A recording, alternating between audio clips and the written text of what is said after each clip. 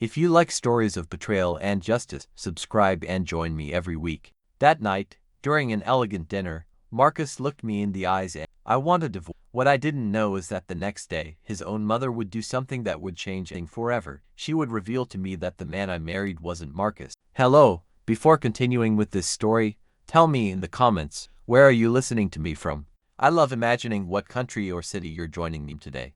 Now, let's get back to this story that's about to open many wounds, and perhaps even hearts. To understand how I ended up at that dinner that would change my life forever, I must tell you about the day I met the man I thought was Marcus Blackwood.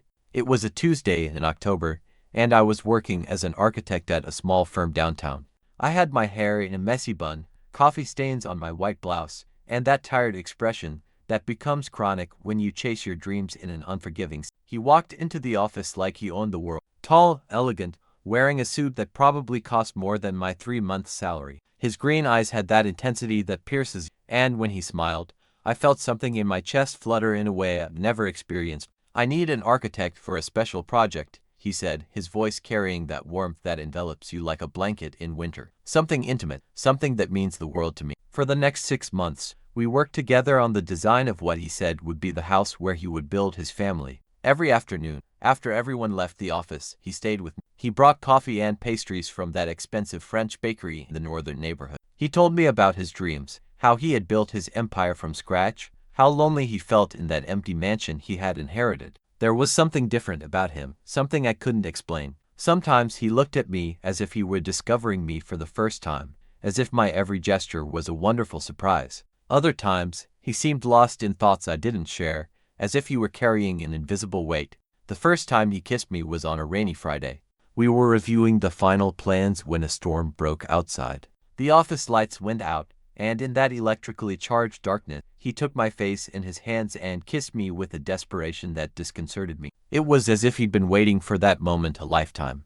"Elena," he whispered against my lips, "you are the most beautiful woman I've ever known. I can't imagine my life without you." We were married 6 months later, in an intimate ceremony on his property in the suburbs. Present were only a few employees from his company and his mother, Constanza, an elegant woman in her 60s who greeted me with a warmth that surprised me. During the ceremony, I noticed her looking at me with a strange expression, as if she were evaluating something I couldn't understand. The first few months of our marriage were like living in a fairy tale. Marcus showered me with attention, surprised me with spontaneous trips, and at night he told me stories from his childhood that seemed fragmented, like pieces of a puzzle that hadn't quite come together. However, there were details that didn't add up. Sometimes he mentioned places he'd never been to, or remembered events differently than he'd recounted before.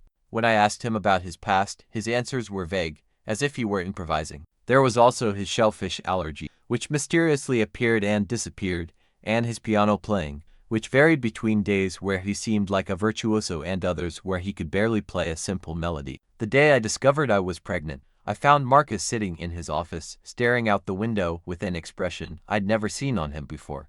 When I broke the news, his reaction puzzled me. First, genuine joy lit up his entire face. Then, something like panic, as if he'd remembered something terrible. "We're going to be parents," I told her, showing her the pregnancy test with trembling hands. He hugged me, but I felt his body tense against mine. "Elena," he murmured, "there are things you need to know about me, things I've been putting off for too long." But before he could continue, his phone rang. It was an urgent work call, and the conversation was suspended forever. Over the next 2 months, Marcus changed. He became distant, absent, as if he were fighting an internal battle I couldn't understand. He came home late, locked himself in his office until the wee hours, and when I asked him what was wrong, he gave me evasive answers. One night, I found him in the study, holding an old photograph I hadn't seen before. It was him, but there was something different about the image, something in his eyes I didn't recognize. When I approached, he quickly put the photo away, as if he'd been caught in a crime. "Who is that in the photo?" I asked. "No one important," he replied, but his voice sounded broken. On the evening of March 25th, Marcus asked me to dress up for a special dinner. He had reserved a table at Le Bernardin, the most exclusive restaurant in the city. I wore the black dress he had given me for our first anniversary, the one that made my 4-month belly look barely noticeable but beautiful. During dinner, Marcus barely touched his food. His hands trembled slightly as he lifted his wine glass, and he avoided my gaze. When dessert arrived, he took my hand across and for a moment I thought he'd finally tell me what was bothering him. Elena, he began, and his voice had a cold firmness that I didn't recognize. I need to tell you something important. My heart raced, but not for the reasons I expected. I want a divorce, he said, letting go of my hand as if it burned him. This isn't working. You and I, we don't work. The world stopped. The sounds of the restaurant faded, the colors dulled, and I felt as if the air had been ripped from my lungs. My hand instinctively moved to my belly, shielding our baby from words I couldn't process. How can you tell me this? I whispered, my voice sounding like a stranger's. I'm pregnant with your child, Marcus. How can you abandon us like this? He closed his eyes, as if my words caused him physical pain. That's precisely why I have to do it now, before it gets any worse. I stood up from the table with what little dignity I had left, grabbed my purse, and walked toward the exit. Behind me, I heard his voice calling me, but I didn't turn around. I couldn't turn around and see the face of the man who had destroyed my world in a single sentence. That night I cried until I had no more tears left. I fell asleep on the living room couch, hugging a pillow, while the rain pounded against the windows like an echo of my broken heart. The next morning was gray and cold, as if the weather had decided to match my mood. I was making coffee when the doorbell rang. When I opened the door, I found Constanza, Marcus's mother, holding a manila envelope and wearing an expression I'd never seen on her elegant face. Elena, dear, he said, can we talk? I thought she'd come to intercede for her son, to convince me to give him a second chance. I let her in and served her tea in the living room where we'd so often shared conversations about the family Marcus and I were going to form. What I'm about to tell you will change everything you think you know about your marriage, he began, placing the envelope on the coffee table. For years I've carried this truth, waiting for the right moment to reveal it. After what happened last night, I think that moment has arrived. I opened the envelope with trembling. Inside were photographs, documents, and a handwritten letter. The first photograph showed me something I couldn't process: two identical men, standing side by side, smiling at the camera. They both had the same green eyes, the same smile, the same features I knew so well. Marcus has a twin brother, Constanza said, observing my reaction. His name is Gabriel. 5 years ago, he left the country after a terrible fight with his father over the management of the family. Why did he never tell me about him? I asked, although deep in my heart the terrible suspicion was already beginning to. Constanza took a breath before continuing. Because the man you married isn't Marcus, he's Gabriel. My real Marcus still lives in London, running the company's European office. Gabriel returned a year ago, pretending to be his brother, and no one noticed because they're physically identical. The photographs scattered across the floor as my hands began to shake uncontrollably. In one of them, I could clearly see the differences. Marcus had a small scar on his right eyebrow that Gabriel didn't. Marcus had been able to play the piano since he was a child. Gabriel had learned as an adult, and that's why their skills were inconsistent. Marcus was allergic to shellfish. Gabriel wasn't. How is it possible that no one noticed? I asked, although my voice sounded distant, as if coming from somewhere else. Gabriel knows every detail of Marcus's life because they grew up together, sharing everything until he was 25. Besides, most of the company's employees had never seen Marcus up close. They only knew his reputation. And I didn't say anything because I thought Gabriel had finally matured, that he had returned to taking his responsibilities seriously. The handwritten letter was signed by the real Marcus, addressed to his mother from London. The date was the previous week. Mom, I hope Gabriel is behaving better than before. I know he's been handling the business, but I haven't heard from him in months. Tell him I need to speak to him urgently about the European contracts. Also, tell him I'm thinking of moving back permanently next month. London doesn't feel like home anymore. Next month, I repeated, looking at the date on the letter. Constanza nodded gravely. Marcus doesn't know anything about your marriage, Elena. He doesn't know that Gabriel married using his identity, and he definitely doesn't know you're expecting a child. I remained silent for several minutes, processing the magnitude of deception. Everything I had experienced, all the nights of love, all the promises of the future, had been built on a lie. The man who had touched my body, who had created life within me, wasn't even who he claimed to be. Why did he do it? I finally asked. Why did Gabriel deceive me like that? Constanza came over and took my hands in hers. I think at first it was just a way of proving that she could live her brother's life better than he could. Gabriel was always the rebel, the irresponsible one, while Marcus was the perfect son. But then he met you, and I think for the first time in his life he truly fell in love. The problem is that he had sunk so deep into the lie that he didn't know how to get out without losing. And now he wants a divorce because his brother is coming back, I added, feeling like the puzzle pieces were finally falling into place. Exactly. Gabriel knows he can't keep up the charade much longer. He'd rather destroy what they've built together than let you discover the truth any other way. That afternoon, after Constanza left, I sat on the couch, surrounded by photographs and documents that proved my entire life had an illusion. I touched my belly, where our son was growing up, oblivious to the drama unfolding around him, and wondered how I would one day explain to him that his father wasn't really his father. For the next few days, Gabriel didn't return home. His calls went straight to voicemail, and when I tried to reach him at the office, I was told he was away on business indefinitely. It was as if he had disappeared from my life as suddenly as he had appeared. It was during that week of silence that I decided to do something that would change the course of this whole story. I searched through Gabriel's belongings until I found the contact information for the London office. With trembling hands, I dialed the number listed as a direct extension of the CEO. Marcus Blackwood answered a voice that was identical to my husband, but had a different, more genuine warmth. For several seconds, I couldn't speak. It was like listening to a ghost, the version of Gabriel I'd never really known. "Hello, is anyone there?" the voice insisted. "I'm Elena," I finally managed to say. "Elena Morales. I think we need to talk about your brother Gabriel." The silence on the other end of the line spoke louder than any words. After what seemed like an eternity, Marcus spoke cautiously. "Who exactly are you, Elena Morales?" "I'm the woman who married your brother thinking he was you," I told him, the words sounding surreal even to me. "And I'm expecting his child." Another long pause, then a deep sigh. "Oh my God," he murmured. He finally did it. "I always thought I'd try something like this one day, but I never imagined I'd go this far." "Can we meet?" I asked. "There are many things I need to understand." "I'm taking the next flight," he replied without hesitation. "I'll be there tomorrow night." The wait for his arrival was agonizing. I was torn between curiosity to meet the real Marcus and fear of facing the reality of my situation. What would he say when he saw me? How would he react to learning that his brother had used his identity to marry and start a family? On Friday night, I heard the sound of a car pulling up in front of the house. From the living room window, I saw a man get out of a taxi. It was Gabriel, but at the same time, it wasn't. He walked different, with more confidence but less arrogance. When he looked up at the house, his eyes had an expression I'd never seen on Gabriel, complete honesty. I opened the door before he rang the bell. We stared at each other for several seconds, two strangers sharing an impossible story. "You must be Elena," he said, and although his voice was identical to Gabriel's, the tone was completely different. "I'm Marcus, the real Marcus." I invited him in and made some tea, needing to keep my hands busy so I wouldn't dwell on the surreal nature. He sat on the same sofa where Gabriel used to read on Sunday mornings, but his presence filled the space in a completely different way.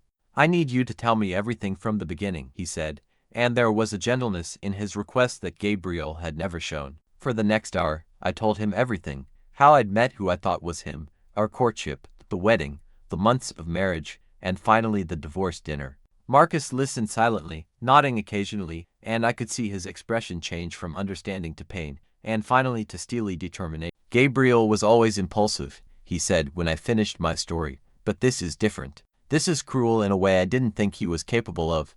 "Did you know him that well?" I asked, curious to understand the dynamic between the brothers. "We were like two parts of the same person, but opposites," he explained. "He was the passion, I was the reason. He was the one who threw himself into it without thinking. I was the one who calculated every move. For years, we functioned as a perfect team, until Dad died and we had to decide who would take control of the company. And what happened? Gabriel wanted to modernize everything immediately, taking huge risks. I preferred a more gradual, safer growth. The fight was epic. He accused me of being a coward. I accused him of being irresponsible. In the end, he left, promising that one day he would prove to me that he could be a better Marcus than I had ever been. "And he did," I said, unconsciously touching my belly. "He married me, started a family, and ran the business for a year. All using your identity." Marcus fell silent, staring at his hands. "Elena," he finally said, "I need you to know something. Gabriel may have used my identity, but the feelings he developed for you are genuine. I know him better than anyone, and I can see from his actions that he truly loves you." "How can you be sure?" "Because if it had been just a game to him, he would have abandoned you as soon as things got complicated. The fact that he stayed this long, that he married you, that he was part of this pregnancy shows that at some point this became real to him. But he lied to me about something fundamental, I protested. I don't know if I can forgive that. Marcus leaned forward, moving closer. That's a decision only you can make. But before you do, I think you should hear what he has to say. Do you know where it is? I have an idea, he replied. There's a place we used to go when we were kids, when we needed to think. If Gabriel is as desperate as I think, he's probably there.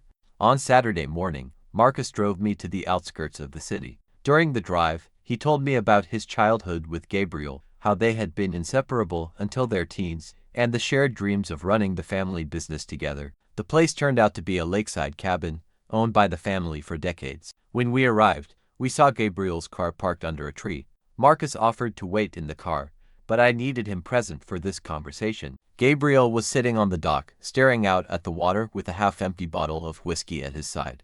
When he heard our footsteps, he turned around, and the expression on his face when he saw his brother was one of pure shock followed by something resembling relief. "Hello, Gabriel," Marcus said softly. "Marcus," Gabriel replied, struggling to his feet. "I suppose Elena told you everything." He told me his version, but I want to hear yours. Gabriel looked at me, and in his eyes I saw the man I had fallen in love with, but also the stranger who had deceived me for months. "Where do I start?" he asked, his voice thick with desperation. "From the beginning," I said, crossing my arms over my chest. "Why did you decide to ruin my life to prove a point to your brother?" Gabriel ran his hands through his hair, a gesture he had seen hundreds of times but now had a different meaning. "At first it wasn't about you, Elena. It was about him," he said, pointing at Marcus. "When I returned from Europe, I discovered he had built this perfect reputation, this perfect empire, this perfect life. I was the troubled brother who had run away.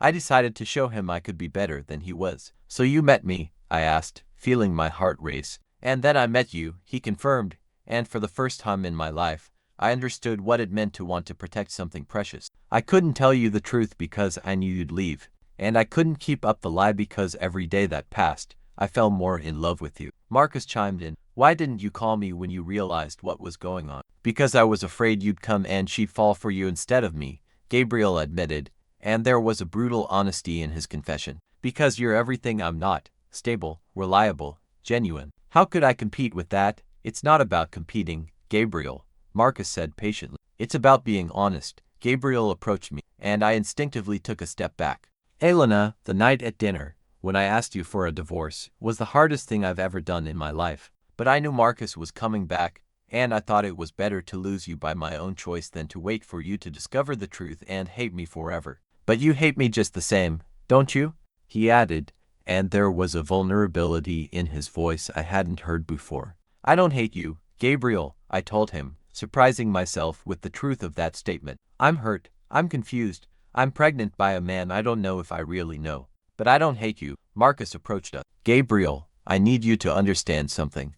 Elena married you because she fell in love with who you were when you were with her. You may have used my identity, but the person she knew, the person who made her laugh, who comforted her when she was afraid, who planned a future with her, that person was—" Gabriel looked at him in surprise. "What are you saying?"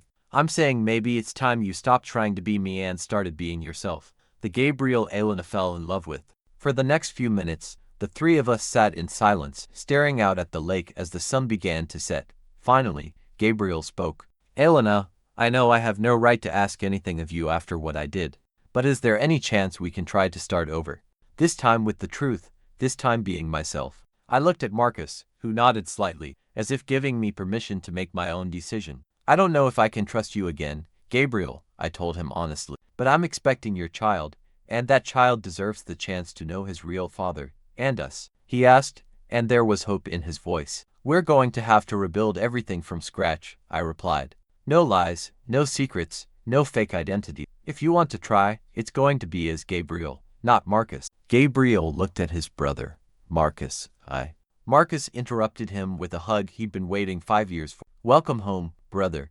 The following weeks were the most difficult of my life." Gabriel moved into a downtown apartment while I decided what to do with our marriage. Technically, we were married under false pretenses, which meant we'd have to sort out a lot of complicated legal issues. Marcus stayed in town to help with the company's transition and to meet the woman his brother had chosen. Surprisingly, we became friends. He was more serious than Gabriel, more thoughtful, but also more predictable. I could understand why Gabriel felt the need to prove he could be as good as him. Gabriel came to visit me every afternoon. At first, our conversations were tense, heavy with the weight of betrayal. But gradually, I began to get to know the real Gabriel. He was more vulnerable than the man I had known, more insecure, but also more authentic. He told me about his childhood as the bad brother, always compared to Marcus. He spoke to me about his years in Europe, where he had tried to build his own identity away from family expectations. He explained how he had developed an idealized version of his brother that he had tried to emulate upon his return. One afternoon, as we sat in the garden watching the flowers we had planted together grow, Gabriel placed his hand on my belly, where our son was kicking. "Do you think you'll ever be able to forgive me?" he asked. "I don't know," I answered honestly, "but I think I'm starting to understand why you did it. And that's enough to try. It's enough not to close the door," I said, covering his hand with mine. The day our son was born, both Gabriel and Marcus were in the waiting room. When the nurses announced that it had been a successful delivery and that we had a healthy baby boy, I saw Gabriel cry for the first time. When they brought me the baby, the first thing I noticed were his green eyes, identical to his father's. Gabriel approached cautiously, as if he didn't feel he had the right to touch his own son. "May I?" he asked, holding out his arms. "It's your son," I said, placing the baby in her arms. Watching Gabriel hold our son was the moment I knew I wanted to try to rid our family. Not because it was easy, not because I had completely forgiven, but because I saw in his eyes the same unconditional love I'd seen the day he asked me to marry him. We decided to name the baby Tomas, after Gabriel's grandfather, and start over as a real family. Gabriel moved back into the house, but slept in the guest room, until I felt ready to share our intimate space again. Marcus returned to London after meeting his nephew, but he promised to visit us regularly. Before he left, he gave me some advice I'll never forget. "Elena," he told me, "Gabriel made a terrible mistake, but he did it because he loved you too much to risk losing you. That doesn't excuse the lie, but it does explain the desperation. Give him time to prove to you that the man you fell in love with was real, even if he had the wrong name." 6 months after Tomas was born, Gabriel and I renewed our vows in a small ceremony in our garden. This time, he used his real name, and I consciously chose to become Elena Blackwood for the second time, but for the right reason. During the ceremony, Gabriel read vows he had written himself, without hiding behind his brother's personality. "Elena," he said, looking me straight in the eyes, "I can't change the lies of the past, but I can promise you the truth of the future. I fell in love with you as a man I wasn't, but I want to love you forever as the man I truly." When it was my turn, I held our son in my arms as I spoke. "Gabriel," I told him, "I fell in love with your heart, not your name. I fell in love with your laugh, the way you made coffee on Sundays, the way you hugged me when I had nightmares. That person was real, and that's the person I choose to build a life with." Now, a year later, I look back and realize that sometimes the truest love is born from the biggest mistakes. Gabriel never lied to me again, not even about the little things. Marcus became Tomas's favorite uncle and one of my dearest friends, and I learned that trust isn't about perfection, but about the consistent willingness to choose the truth, even when it hurts. The moment that most affected me during this whole process occurred one winter night, when Tomas was 8 months old. Gabriel had had a nightmare and woke up screaming. When I comforted him, he told me he'd dreamed I'd gone with Marcus because he was a better man. "Elena," she told me through tears, "I'm still afraid that one day you'll wake up and realize you deserve better than a man who started your relationship with a lie." I took his face in my hands and forced him to look at me. "Gabriel," I told him, "I didn't fall in love with Marcus. I fell in love with you. With your imperfection, your vulnerability, your desperate way of loving. Marcus is a wonderful man, but you are my home." That night we made love for the first time since Tomas was, and it was different from all the times before. There were no secrets between us, no masks. It was Gabriel loving me as Gabriel, and me loving him back with full knowledge of who he really was. The symbols that mean the most to our family now are 3 objects we keep in a special box in our bedroom. First, the photograph of the brothers that Constanza showed me that terrible day, because it reminds us that the truth, however painful, is always preferable to the most beautiful lie. Second, the engagement ring that Gabriel gave me using Marcus's identity, because it represents both the love and the mistake that brought us here. And third, a small hospital bracelet with the name Tomas Blackwood that I kept from the day our son was born, because it represents the future we built on the broken foundation of the past. Gabriel completely transformed his relationship with the family business. He no longer tried to compete with his brother or prove he was better than him. Instead, he proposed a true partnership. Marcus would run the European operations from London, while Gabriel would manage the American operations from here. For the first time in their lives, they worked as the team they had always been destined to be. My relationship with Constanza also changed profoundly. At first, I resented her for keeping the secret for so long, but gradually I understood that she had been protecting both brothers in her own way. Now, she's the most devoted grandmother Tomas could have, and she often tells me that Gabriel became the man she always knew could be thanks to our love. There were difficult moments, of course, nights where I woke up wondering if I really knew the man sleeping next to me. Days where Gabriel wallowed in guilt and I had to remind him that we had chosen to forgive and move on. Times when people looked at us strangely because our story was too complicated to explain in casual conversation. But there were also moments of unexpected grace, like the time Marcus came to visit and Tomas reached out for him, mistaking him for Gabriel, and we all laughed until we cried. Or when Gabriel surprised me with a trip to the lake cabin where I'd been hiding, and we spent the weekend reminiscing about how we'd gotten there, grateful for the winding road that had led us home.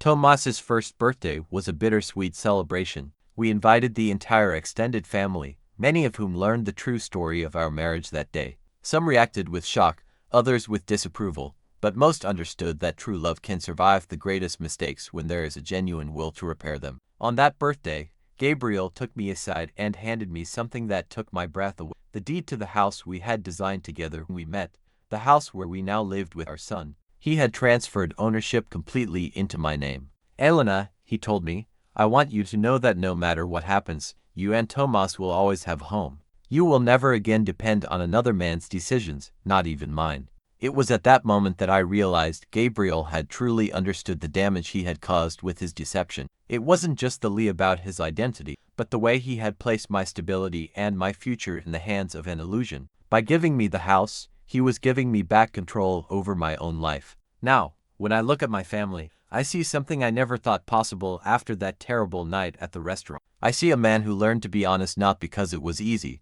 but because he understood that real love can't be built on lies. I see a child who will grow up knowing the truth about his parents from the beginning, with no family secrets to surprise him down the road. And I see myself as a woman who chose hope over fear, forgiveness over resentment, and construction over destruction. People often ask me if I've truly forgiven Gabriel, if it bothers me that our love began with such a big lie. My answer is always the same: forgiveness isn't a feeling, it's a decision you make every day.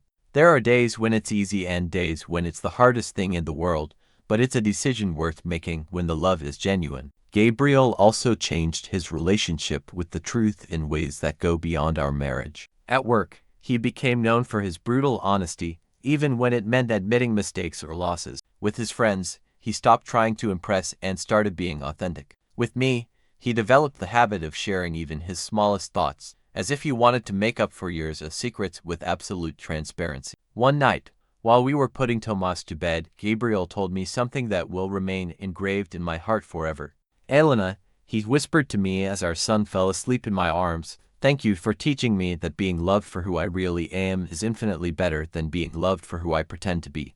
I smiled at him, settling Tomas into his crib. And thank you for teaching me that true love isn't finding the perfect person, but choosing to build something beautiful with the imperfect person at your side.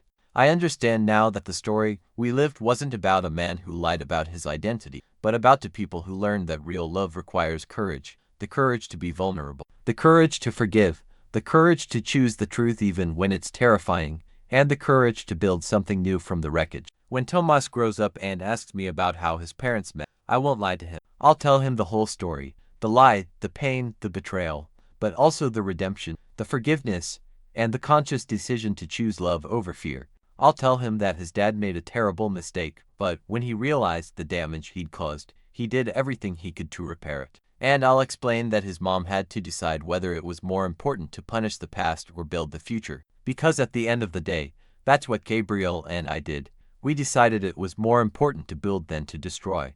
We decided that the love we had found, even born from a lie, was too precious to waste on resentment. We decided our son deserved parents who had consciously chosen to be together, not parents who stayed together out of obligation or fear. And so, after everything I've been through, I understood that true love doesn't always arrive in the way we expect, and it doesn't always begin with the truth. But when it's real, when it's authentic, it has the strength to survive any storm and the wisdom to build something beautiful from any root. If this story touched you deeply, tell me in the comments, what country are you listening from? What part of this story moved you the most? Like if you believe we all deserve a second chance at love. Share this story with someone who needs to be reminded that there's always hope, even after the biggest betrayal. And subscribe for more stories that touch your soul. If you made it to the end, leave the word reborn in the comments to tell me what you liked most about this story or if you relate to it in any way.